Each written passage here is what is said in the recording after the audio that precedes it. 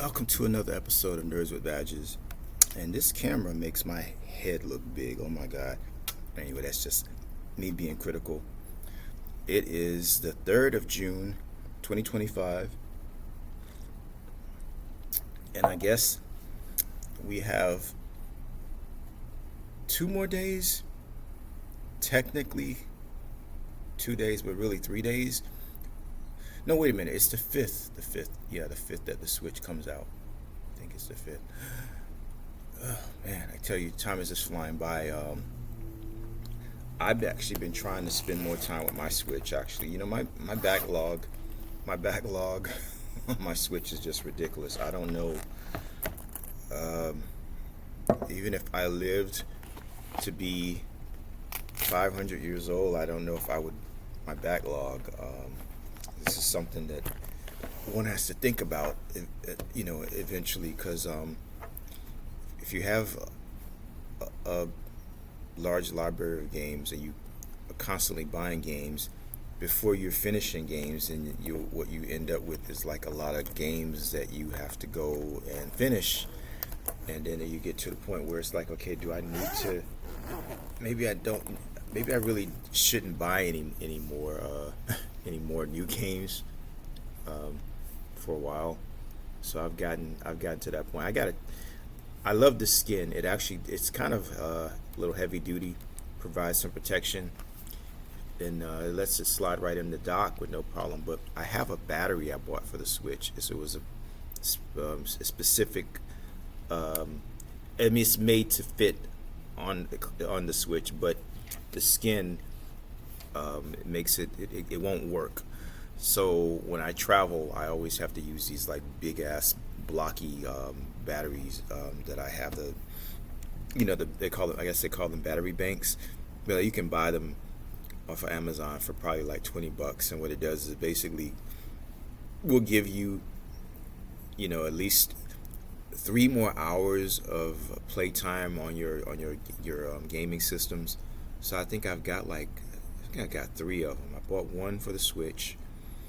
I bought one for my Steam Deck, and I ended up buying one for my Lenovo Legion Go because I wanted something that was more powerful. Like I don't think I can charge my Lenovo Legion Go on the Steam Deck dock. I don't think it lets me charge it. I have to think about that. I think I tried to, but when they make these docks, they could give you a little bit more wiggle room, because my Steam Deck, the official dock that I have for my Steam Deck, I can't get the Steam Deck to fit in it because it has a skin on it. So I use I think it's JSOX. It's another company that made docks for Steam Decks. The Steam Deck official dock is I think it's like $80, but that other companies have docks that are they do the same thing that the Steam Deck dock does. So I mean, it's interesting. I guess you get some more bells and whistles with the official Steam Deck dock. I haven't really noticed anything, but it updates every now and then. So I guess it gives you some features. I don't know. But it's so annoying to have to take the skin off of my Steam Deck every time I want to use it in the official dock. So most of the time I just use the other one, which was cheaper. And I also have another dock that I bought for my Asus ROG Ally. And God help me, I don't even know where. I think it's in my locker here at work somewhere. I haven't used it in a long time. But I think that the dock for the Switch 2 actually increases the power. I'm almost certain that it does boost the performance, because the regular Switch dock doesn't do anything really. All it does is just pretty much give you like a signal, that's like decent enough for most TVs. I guess you can get 1080 with some of the games, 720, 900, but I think 720 to 900 is probably that's probably like the sweet spot. 60 frames. I think that's I think the minimum, actually, what I heard today, I heard something today that on the Steam, I keep saying Steam, on the Switch 2, the minimum frame rate that they're allowing, everything has to run at least 30 frames per second. So this is kind of amazing that we're in the year 2025, we're talking about 30 frames per second. I know most people probably don't even think about it, but trust me, it does make a difference. Most games, every game, should be able to run at least 60 frames per second. Every game, any game, 2025. I could understand if this was 2020, but it's not. And one of the things that got on my nerves about the PlayStation and the Xbox consoles, the current gen, the PlayStation 5 and the Xbox Series S, is that most of the games weren't able to run. They were bragging about these machines and saying they were going to be so powerful and they could do so much, but most of the games are not.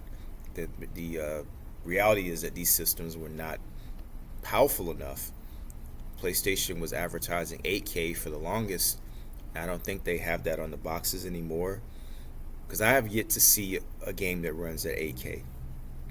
I guess there is somewhere, but most games are not even really running at 4K. So yeah, I don't know, man. It's always good technology to be into cutting edge stuff, but sometimes I think we just we don't even enjoy what we have. We're already worrying about the new stuff or wanting something more powerful. Which brings me back to my Switch. And I was talking about my backlog, and there are a lot of games that I gotta finish, and there are some new games coming out that I'm looking forward to. Not so much on the Switch anymore. I don't know what big games are announced for the Switch, for the OG Switch. I think everything going forward is pretty much going to be either for the Switch 2, or maybe it might be multi-platform. I don't know, maybe if Nintendo's going to take the route that Xbox did with the Series S and X. The game can run on the Series S, but on the Series X, you get like more performance. You get better, better everything. So, I mean, I use my Series S. It's serviceable. I mean, it works. Sometimes some of the games are not optimized well, and that's on the developers. Because if Doom Eternal can run on the Switch, anything is possible. Okay, I mean, I'm just saying, with the time and effort and resources. And not every developer or company is gonna put that type of effort into these, optimizing these games. They don't want to. I guess they don't really think that certain games will sell well on the Switch anyway, so they don't even bother. That's why we never got Call of Duty on the Switch at all. I thought we would have at least gotten like the older Call of Duty games from like the OG Xbox or the OG, the 360 era, PlayStation 3 era. We could have gotten like ports of those older games, because they can certainly run. There were Call of Duty games on the Wii and on the Wii U. So I don't know what's up with. I was really looking forward to Microsoft bringing over, because the agreement was that for 10 years there would be Call of Duty games on the Switch. The Switch is 8 years old, and we still have not gotten a Call of Duty game. Nothing. I don't get it, because there are people that would buy it, that would play those games on the Switch. But for whatever reason, it didn't happen. This is another example of, I think, of some of these CEOs of being out of touch with their consumer base, or just being out of touch with the consumers.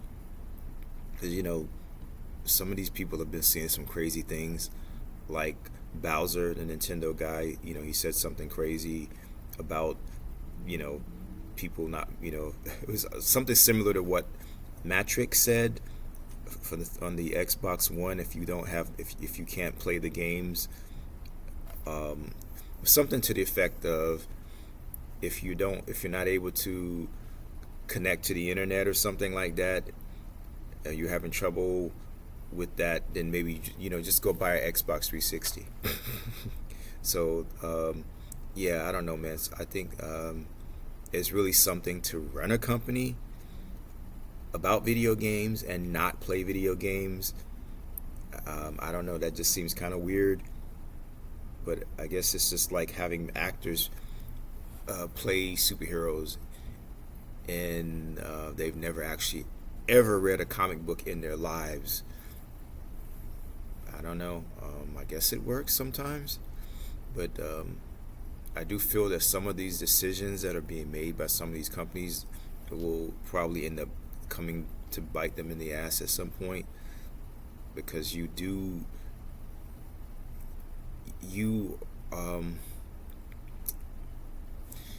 gotta be mindful of the people that are like buying your product. Throw us a bone every now and then. That's all I'm saying. I mean, at least utilize your product. You know. So I already bought my ticket for IGN Live. For all those that don't know, all 5 of you, chances are if you're watching this video, you probably know who IGN is. IGN is like the premier media for stuff related to video games. At least that's what it was in the beginning when they first started. They were called Game Sages. You can still type in, I think you can still type in search for Game Sages in Google and it'll take you to IGN. I have no idea what IGN stands for, but IGN, it was like that video game magazine, Electronic Gaming Monthly. They would always do articles about video games and interviews with developers and stuff, cool stuff. And over the years, IGN expanded, so it's not just video games anymore. It's comic books, video games, comic books, movies, mostly like nerd culture. Like what my podcast that I'm doing is really, focusing on nerd culture. Hence the name Nerds with Badges. So it would be video games, comic books, technology, movies, music. Some people get kind of pissed off when they're on IGN. They're like, why is this here? Doesn't have anything to do with video games. And I guess maybe they're new or they don't want to embrace the change. But IGN, has done what, video, let's say comic book stores and video game stores. When you walk into video game stores, you don't just see video games. They have other products, and they have toys and things, and apparel, backpacks. I mean, all kinds of stuff. Mugs. And when you walk in a comic book shop, you see comic books, but you see apparel. You see coffee mugs. Different products, because they have to expand. They gotta. I'm not saying video games is a big industry, and comic books, but you gotta have other stuff. I think it's good to have, to have other things, and then especially there was a point in time when comic book shops, and they might still be in danger. I don't know. I mean, definitely since the movies, the Marvel and DC movies have gotten really popular, superhero movies have gotten popular. It's helped people get interested in the comic books. But it's not like it used to be. Still, for Free Comic Book Day, when I went a few weeks ago, it's always the first weekend in May. I think it's the first Saturday in May. There was a line. There was a lot of people standing in line. Not like it used to be, though. Because it used to be the line would just be like down the street and around the block and but there was still people. There was still a lot of people, and the store was crowded. So it's good when they do these events to like raise awareness for comic books. And I'm going to have to start getting more involved in the business aspect of the comics too, because I have 3 comic books out right now. 3 one was okay. It was there was no problems with it. I did it on Kickstarter. I actually partnered with another artist, and we raised $2,000 to get the comic book done. But my other 2 comic books that I did, there was like some issues with like there was some pages that were not where they were supposed to be when I went back and like read over it, and so I may have to get those books printed again.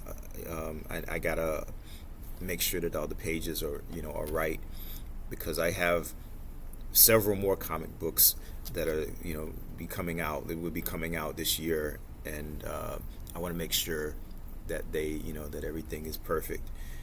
I gotta get business cards. I gotta get my website done. I've been working on that for over a year now. It's just taking a long time, but it's just so expensive. What I'm paying these people to do this work for me, but I'm almost there. I'm at the finish line. What they want to do is turn my site into a commerce site, which would involve me getting, becoming like as an LLC. See, all this stuff I got to learn about becoming a business, becoming a company, and then I could just sell my product from my site. I mean, it definitely gives you more official, and I think it makes you more legit as a businessman when you have a business person, when you have a really well put together website that you can sell your stuff to. But are people gonna buy your product? I always felt, well, not always, but I've come to realize that my market may not be. I think I've been focusing so much on the United States, and then my bigger market may actually be overseas, which is interesting, because I'm actually thinking about leaving the United States, maybe in another few years.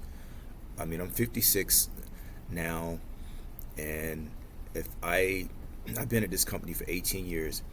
If I could possibly stay here for another 2 years, God help me, if I can deal with all the stress and the craziness that happens with the fighting and stuff that happens here, because we have a shelter for LGBT kids, and we have a housing apartments for LGBT kids, and man, these kids fight all the time over anything, and I think it's just entertainment for them, and sometimes it's just so stressful, and I'm just like, oh my God.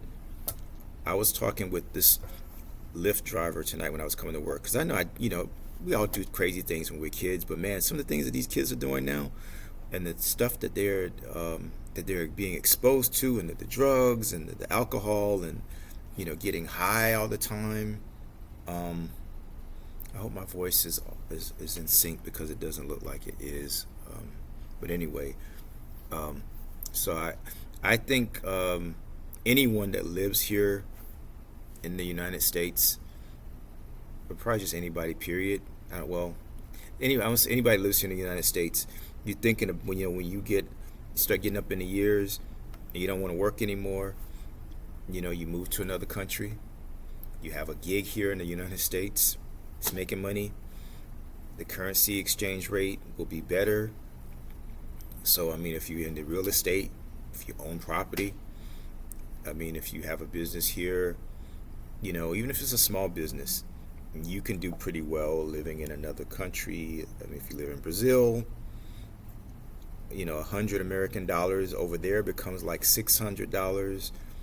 So those are things to keep in mind, for retirement, or or just if you just want to move somewhere and start over again, you can do that in another country. You just gotta save your money, get your passport and plan and all that, make some contacts. So I've had my eye on Africa for a minute. I have a buddy of mine that moved over there a few years ago, and so it's nice that I have the option. One day, I could go visit, check the place out.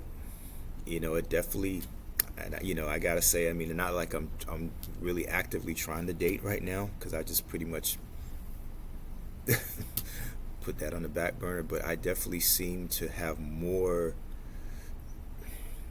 I get more people trying to get at me from the motherland.